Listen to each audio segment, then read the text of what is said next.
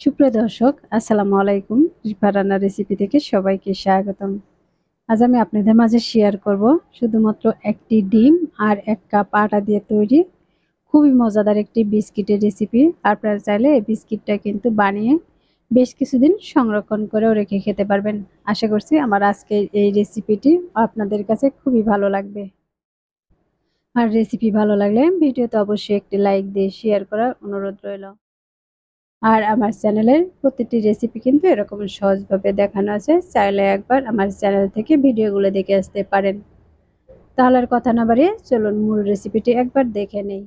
আজকের এই রেসিপিটি বানানোর জন্য আমি দিয়ে দিচ্ছি একটি ডিম। ডিমটা যদি ফ্রিজে থাকে তাহলে অবশ্যই ফ্রিজ থেকে 30 মিনিট আগে বের করে রাখবেন। আমি ডিমটাকে একটি বাটিতে নিয়ে নিচ্ছি আর একটি হ্যান্ড উইচ দিয়ে আমি ডিমটাকে ভালোভাবে ফেটিয়ে নিব। আমি ডিমটাকে কিছুটা ফেটিয়ে নিয়েছি। এখন এর মাঝে দিয়ে দিচ্ছি আমি 2 টেবিল চামচ পরিমাণে চিনি।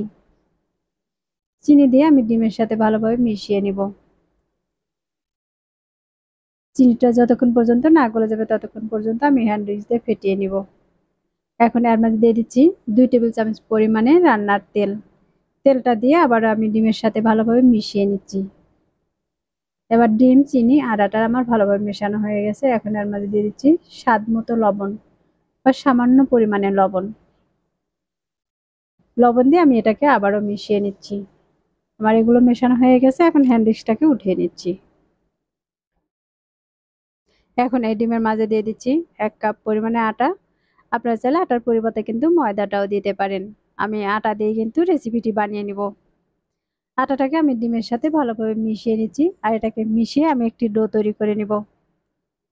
এই ডোটা কিন্তু খুব বেশি নরম হবে না, আবার খুব বেশি শক্তও হবে না। দেখতে পাচ্ছেন আমি কিন্তু হাত দিয়ে খুব সুন্দর করে এটাকে মিশিয়ে নিচ্ছি। এটা কিন্তু একটু নরম রয়েছে, যে কারণে এর মাঝে কিন্তু আমি আরো সামান্য পরিমাণে আটা দিয়ে দিচ্ছি। খুব বেশি পরিমাণে আটা দেওয়ার কিন্তু প্রয়োজন নেই, হাতে করে সামান্য পরিমাণে দিয়ে দিচ্ছি। দিয়ে এটাকে আমি আবারও মাখিয়ে নিচ্ছি।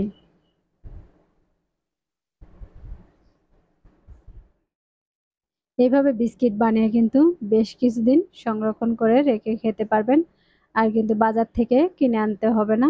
আর ছোট বড় সকলেই কিন্তু খুবই পছন্দ করবে। আমার এই ডোটা কিন্তু মাখানো হয়ে গেছে। এখন এর থেকে কিছুটা পরিমাণ ডো আমি হাতে নিয়ে নিচ্ছি আর হাত দিয়ে ঘুরিয়ে ঘুরিয়ে একটু গোল করে নিব।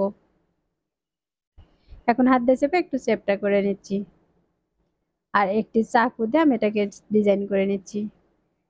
আর এই ডিজাইনটা আমি কিভাবে করে নিচ্ছি তা কিন্তু আপনারা দেখে বুঝতেই পারতেছেন। আমি দুদিক করে কিন্তু এরকম করে ডিজাইনটা করে নিয়েছি।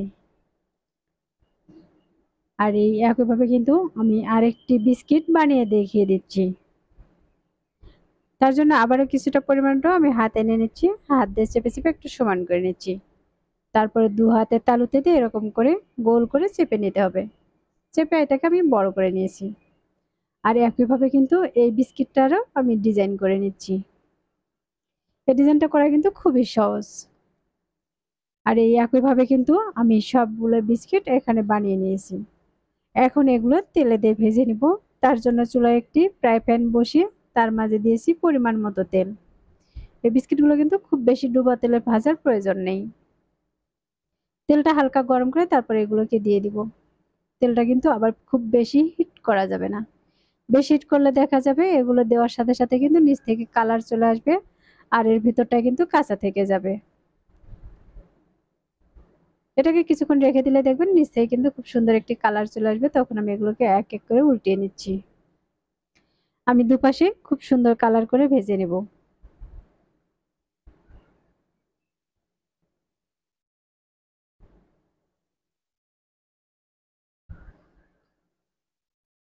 তাহলে দর্শক, আমার চ্যানেলে এরকম নতুন নতুন রেসিপিগুলো দেখার জন্য আমার চ্যানেলটি অবশ্যই সাবস্ক্রাইব করে আমাকে সাপোর্ট করবেন। আমি সবগুলো বিস্কিট এখানে উল্টিয়ে নিয়েছি আর এগুলো কিন্তু আমি বেশ কয়েকবার উল্টিয়ে পাল্টে ভেজে নেব। দেখতে পাচ্ছেন এপাশেও কিন্তু খুব সুন্দর একটি কালার চলে এসেছে। এই বিস্কুটগুলো ভাজার জন্য প্রায় 3 থেকে 4 মিনিট পর্যন্ত সময় লাগতে পারে। আর এ পর্যায়ে কিন্তু চুলার আঁচটা বাড়িয়ে ভাজা যাবে না। এই বিস্কুটগুলো ভাজার সময় কিন্তু চুলার আঁচটা অবশ্যই মিডিয়াম টু লো ফ্লেমে রেখে ভেজে নিতে হবে, তাহলে কিন্তু খুব সুন্দর একটি কালার চলে আসবে। আমার এগুলো কিন্তু এখন ভাজা হয়ে গেছে, আর ভাজার পর দেখতেই পাচ্ছেন কতটা সুন্দর কালার চলে এসেছে। এখন আমি সবগুলো বিস্কিট এই তেল থেকে উঠিয়ে নিচ্ছি।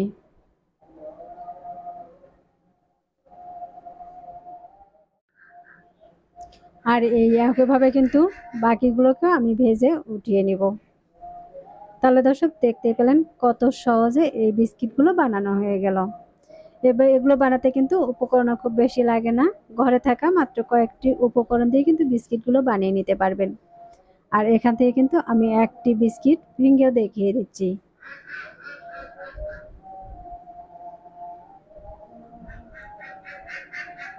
দেখতে পাচ্ছেন বিস্কিটের কালারগুলো কতটা সুন্দর এসেছে। আশা করছি প্রতিদিনের মতো আমার আজকের এই রেসিপিটিও আপনাদের কাছে খুবই ভালো লেগেছে আর সহজে লেগেছে। রেসিপিটি ভালো লাগলে ভিডিওতে অবশ্যই একটি লাইক দিয়ে শেয়ার করার অনুরোধ রইল। আর রেসিপিটি বাসায় অবশ্যই একবার ট্রাই করবেন। আর আপনাদের বিস্কুটগুলো কেমন হয়েছে তা আমাকে কমেন্টে লিখে জানাবেন। আমার চ্যানেলটি এখনো সাবস্ক্রাইব করে না থাকলে চ্যানেলটি সাবস্ক্রাইব করার অনুরোধ রইল। আর যারা চ্যানেলটি সাবস্ক্রাইব করেছেন তাদেরকে অসংখ্য ধন্যবাদ। কথা হবে আবারও নতুন কোনো রেসিপি নিয়ে। এ পর্যন্ত সবাই ভালো থাকবেন, সুস্থ থাকবেন। আল্লাহ হাফেজ।